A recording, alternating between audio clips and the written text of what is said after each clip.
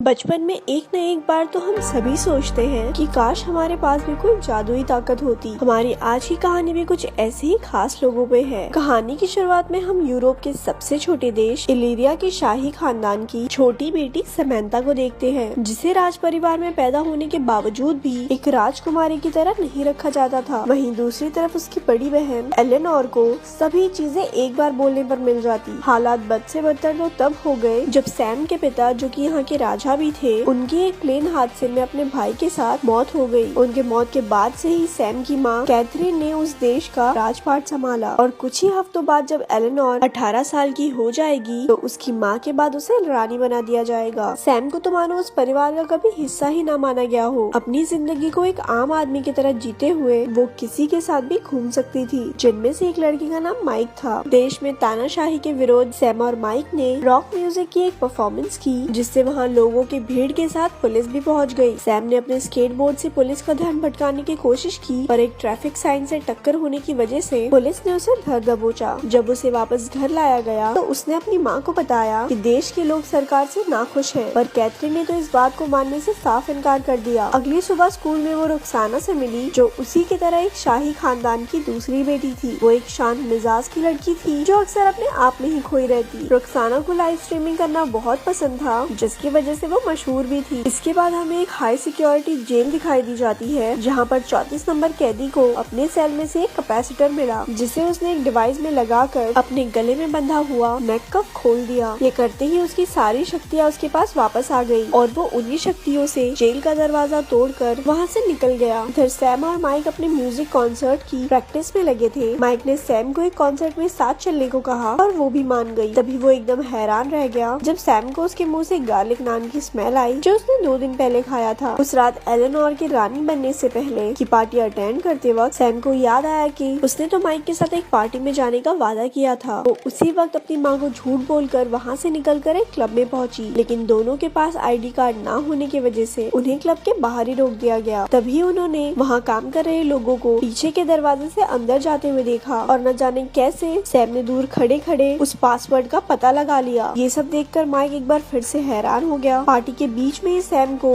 आसपास की सभी आवाजें सुनाई देने लगी, यहाँ तक कि दिल की धड़कन से लेकर एक छोटे से कीड़े की भी। उसे एकदम से बेचैनी सी हुई और उसने फायर अलार्म बजा दिया, जिसकी वजह से पार्टी बंद हो गई और दोनों को पुलिस फिर से अरेस्ट कर ले गई। कुछ समय बाद दोनों के घर वालों को बुलाकर उन्हें छोड़ दिया गया। कैथरीन ने सैम को झूठ बोलने की सजा देने के लिए उसे गर्मियों की छुट्टी में भी स्कूल भेजने का फैसला किया। इधर 34 नंबर कैदी अपने पार्टनर को फोन करके उसके सेव वाले आइडिया की तारीफ करते हुए उसे बताता है कैथरीन ने ही उसे जेल में डाला था। वो अपने अगले कदम के इंतजार में था और साथ ही उसकी नजर सैम पर भी थी। अगले दिन स्कूल में उसे जनवरी नाम की एक लड़की मिली, जिसने बताया कि उसके पिता और सैम के अंकल दोस्त थे। क्लास में मैथ्यू और टूमा और रुखसाना भी बैठे हुए थे। कुछ देर बाद प्रोफेसर जेम्स ने उन्हें बताया कि शाही खानदान के दूसरे बच्चे होने की वजह से उन सभी में बचपन से ही एक अनोखी शक्ति मौजूद है, जिसका उन्हें अभी तक अंदाजा भी नहीं। और इस बार गर्मियों की छुट्टी के दौरान उन्हें सीक्रेट सोसाइटी के लिए तैयार किया जाएगा। अपनी माँ कैथरीन को इस सीक्रेट सोसाइटी प्रोग्राम के हेड के रूप में देखकर सैम हैरान हो गई। कैथरीन ने सभी को बताया ये सीक्रेट सोसाइटी राजा या रानी पर आने वाले सभी खतरों से लड़ने के लिए बनाई गई थी, लेकिन अगर उनमें से कोई भी इसका टेस्ट पास नहीं कर पाता तो उसकी याददाश्त मिटा दी जाएगी, ताकि उन्हें अपनी शक्तियों के बारे में याद ही ना रहे। उनकी पहली ट्रेनिंग में उन्हें एक पिरामिड तक पहुँचना था, जबकि पूरे कमरे में लेजर हथियार थे। जैसे ही टूमा आगे बढ़ा, एक तरफ से उस पर हमला हो गया। धीरे धीरे सभी आगे बढ़ने लगे और अपनी शक्तियों के बारे में जानने लगे। रुखसाना के पास गायब होने की शक्ति थी। टूमा अपनी शक्तियों से लोगों को काबू कर सकता था और इधर दूसरी तरफ सैम को बारीक से बारीक चीजें दिखाई और सुनाई देती थी, जिस वजह से वो बाकी सबके मुकाबले टेस्ट को बहुत तेजी से पार कर रही थी। पर सभी स्टूडेंट अपने पहले टेस्ट में फेल हो गए। इसके बाद जनवरी को पता चला कि उसके पास दूसरों को बस छू कर कुछ देर के लिए उनकी शक्तियाँ चुराने की ताकत थी और मैथ्यू कीड़ों को अपने वश में कर सकता था। अगले दिन सभी को उनकी शक्तियों के हिसाब से उस पर काबू पाने के लिए एक्सरसाइज दी गई। सैम को एक स्पीकर से भरे कमरे में ले जाकर आवाजों को ध्यान से सुनने को कहा गया। टूमा को एक चार्ली नाम के कुत्ते को अपने काबू में लाने का टास्क दिया गया। मैथ्यू को कीड़ों को पूरी तरह अपने वश में लाने का काम मिला। उधर रुखसाना को बर्फ और बारिश में अपनी शक्तियों का इस्तेमाल करना सीखना होगा। जनवरी को अपनी शक्तियों के दम पर एना की उसके पानी के नीचे सांस लेने की क्षमता सीखनी थी।